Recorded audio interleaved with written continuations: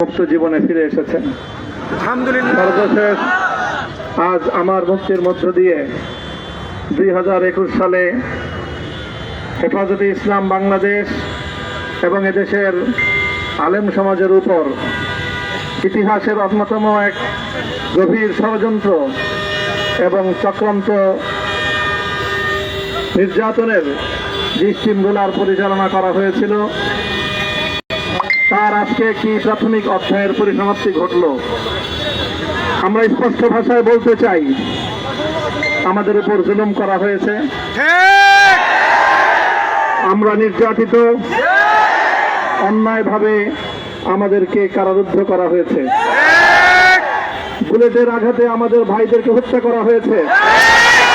আমরা যখন আমাদের সন্তানদের লাশ এবং তাদের রক্তমাখা বুলেট বিদ্ধ সেই মরদেহকে সামনে রেখে